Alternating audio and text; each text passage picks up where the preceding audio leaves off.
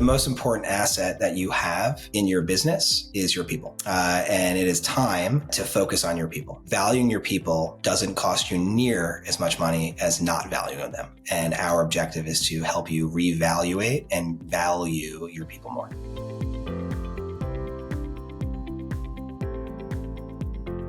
We work with clients to really examine their problems and really helping them understand that most of what they think their problems are symptoms of larger problems. And the symptoms of the larger problems are usually related to a poor employee experience. It's usually related to poor quality talent acquisition, poor quality onboarding, poor quality training, poor quality recognition, poor quality game planning when it comes to career road mapping, and really poor quality engagement in general to help make your people better people, and then also better performers. And so now that's exactly what we do. And it's been a really fun ride thus far, and knock on wood, will continue. First and foremost, we developed a framework and a methodology behind all of this. So the first thing that, we think about are what I call the 4 cornerstones of success in a business: joy, value, knowledge, and performance. Joy, value, and knowledge will create performance opportunities and production opportunities and growth opportunities exponentially if you do them correctly. And we engage our clients initially in helping them understand, where are you? It's almost like a maturity model. Where are you in sense of maturity, no matter how long you've been in business or how quickly you've grown or whatever the case may be as far as your traditional maturity. But we're going to engage and hypothesize with you where you are against joy, value, knowledge, and performance when it comes to that maturity model. That is done through what I call the HALO analysis. So it's an acronym, HALO, for hypothesis. So first we're going to kind of figure out, you mentioned you have a whole bunch of what you think are problems, I imagine, are symptoms to larger problems. We're going to look at that first. And then we're going to take that hypothesis that you have, that we have accordingly, and we're going to analyze that, the A of the HALO. And then once we kind of analyze all of those things and put it into a plan design, we're going to launch. And that launch will be, which we are happy to do, or we can outsource, but most people want us to do it, so we'll execute as well. It's where the creative piece of it comes into play really well and seamlessly, is that we'll develop a campaign or campaigns around how to bring more joy, value, and knowledge to your business. And then O is optimize. Once we've developed that campaign, we'll then execute it, deliver it, and then ultimately measure it for optimization, whether we pilot and pivot or we roll out accordingly, very similar to marketing speak. And it all kind of stems from the idea that if people aren't happy at work, then those people are unlikely to be productive. So how do we create happiness in work? What do you do? How do you create happiness? Is first, from my perspective, you have to create knowledge. People aren't ultimately going to be happy if they don't know what the heck they're doing. And by and large, there are just a ton of companies out there that spend a day on onboarding and then you're kind of out in the field. Or they spend a day or two on training and like, you'll figure it out as you go. Let's just get you in the field and do your thing. And what happens immediately is that people inherently, it starts with self-loathing. I can't learn this information quick enough. I don't know what the heck I'm doing, especially entry-level employees.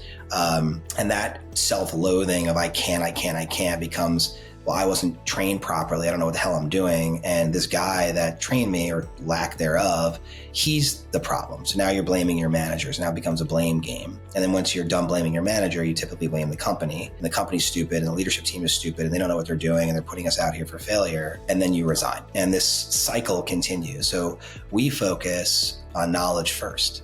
How do you onboard people properly? What does that look like? How do you take them through a customer journey so they know exactly what they're doing in all facets of the job, whether they're doing that job themselves or not? How do we go from onboarding to initial training to ongoing training? People always need to be trained. How do you create leadership development off of knowledge and performance? How do you create soft skills?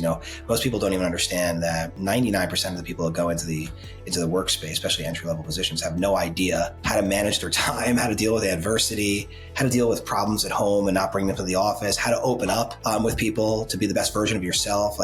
These are soft skills that are never taught in school. And if you don't have the right upbringing, it's probably not taught at home either. And so how do you teach people to just be better versions of themselves? How do you build character and values, which will help you, again, with performance, ultimately? And when you have those things, oh my gosh, all of a sudden I'm happier when I come to work. I've got a pep in my step. And then joy could also be attached to purpose. If there's purpose in the company and they know what they're doing and they have a mission and a vision and they know how to get there and the role that you play in all of that, and they recognize you for contributions to that, that provides joy. And if their purpose is tied to something that means something to me, young millennial audiences, Gen Zs, what do they want more than anything else?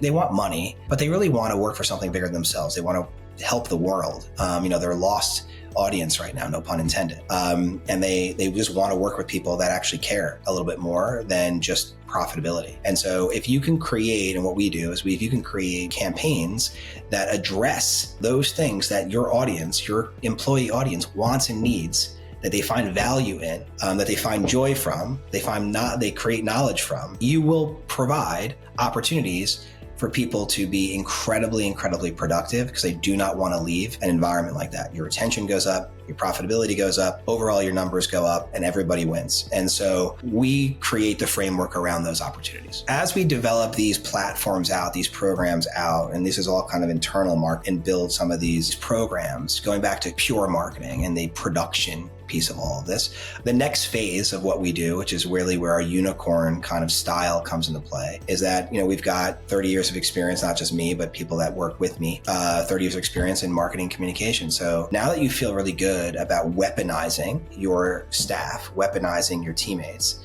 now we've got to retell the story at the top of the funnel, to the middle of the funnel, to the bottom of the funnel when it comes to your brand.